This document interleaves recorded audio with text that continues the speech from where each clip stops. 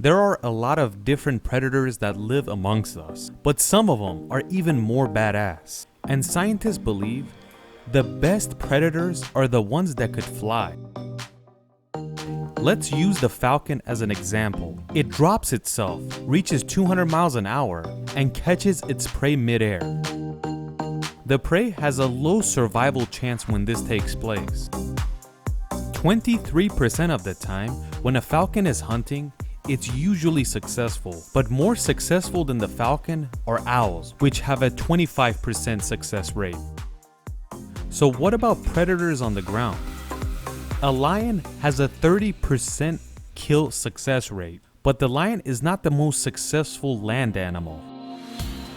The most successful land predator, which has a success rate of 67%, are these guys, the African wild dogs. But you still can't call these guys the most successful predators on Earth. So which one is the most successful one? First, we have to focus our eyes, use our glasses to see it, because it's very small. With a 100% success rate, this is the most successful predator on Earth, the dragonfly. Dragonflies are one of the oldest insects that are still alive today, and we've previously made a video about them. They are called Meganuera, and they're about 320 million years old. But the coolest part is that they were extremely ginormous, but throughout time they got smaller and smaller. And that's not today's video. If you want to know why they got smaller, please watch this video. You might be saying this is just an insect. You really can't call it a predator. But we have to say, dragonflies have a mouth that has extremely sharp teeth in there, and it has a powerful neck that could be pointed in either direction. Alongside this, they have very strong vision as well. It's interesting to know that ancient dragonflies that were about 1 meter wide are not that different from dragonflies we see today. The only big difference is their size, which was way bigger. These insects that had a width of about 1 meter are now smaller and smaller, and the biggest dragonfly you could find today is about 14 centimeters, and there are plenty smaller than that size. This tiny insect is a professional insect killer, and it kills its prey midair. Most of a dragonfly's kill is midair, and it's different types of insects trying to get away from it.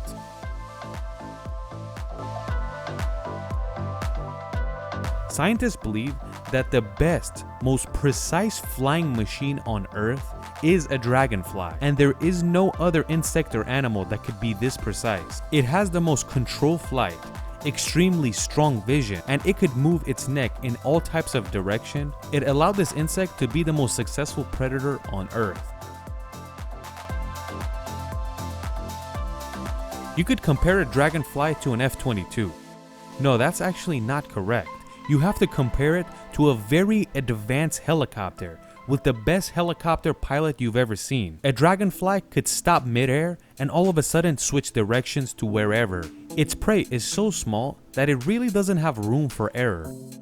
You really can't find birds or insects that could fly backwards midair, something that the dragonfly can easily do.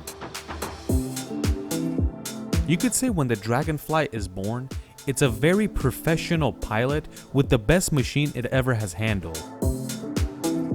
Any creature that's born, they have to spend some time until they can stand on their own feet. But just like we said, when dragonflies come out the box, they're ready for a fight.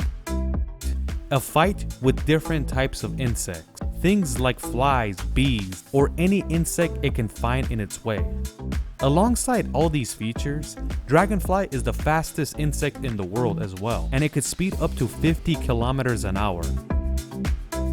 Another interesting thing dragonflies do is that when the female dragonfly gets tired, or if it feels like it, it could hang on to the male dragonfly and have him fly her around. One of the biggest enemies a dragonfly has is a frog. But dragonflies are always ready for these guys, so it's very hard for a frog to actually catch a dragonfly. But either with all these features a dragonfly has, a frog will eventually catch it. The reason the dragonfly didn't really evolve and turn into a different insect is because it didn't need it, and it has everything to survive. If you pay attention to the dragonfly's wings, you see there are these tiny weights at the end of it. That's the balancing mechanism for this wing. It's exactly like a tire where you put a wheel weight and it balances that tire down the road. But the insect has a weight at the end of the wing. Scientists believe the reason this thing can fly very precisely is mostly has to do with the weights it has on the wing. And if the weights are not there, it could go all over the place and it's not as controlled as it looks. If you look at the wing more up close, you'll see that it's not a flat piece and it has a lot of veins and bumps. You could consider that the skeleton of the wing, which makes the structure stronger and it doesn't break as easily. Let's talk about the eyes of this beast. In insects, one of the most powerful eyes belongs to the dragonfly. So how many eyes does it have? Does it have 2 like us? 4? 6? It has about 30,000 eyes. But the eyes are not a complicated set of eyes like a human. You could consider these like 30,000 sensors that could detect light on and off. And just like we said, it really can't see it as well as a human eye. These eyes allow the dragonfly to see 360 degrees. So that means there is no blind spots.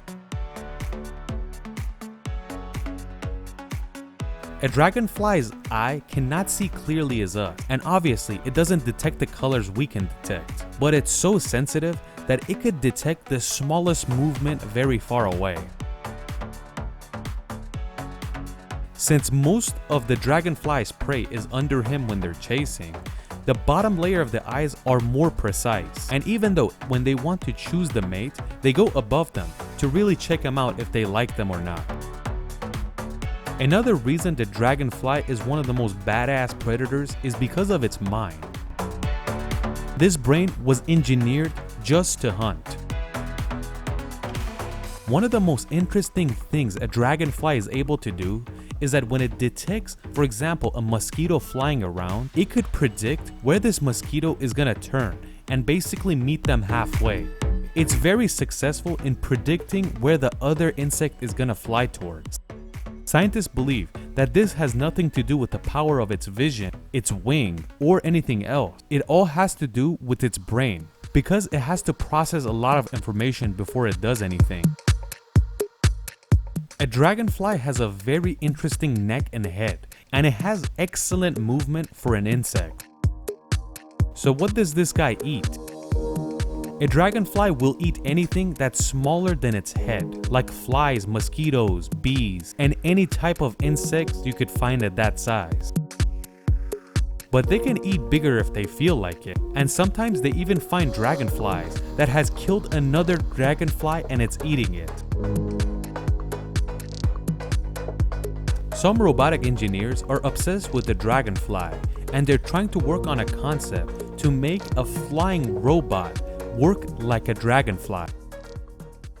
Obviously, their point is to make it as exact and precise as the dragonfly, but I'm not sure if they really want to use it as a toy or a weapon. I don't know if they're designing these robots to kill insects, flies, or mosquito. They might be working on this for something else. What do you guys think?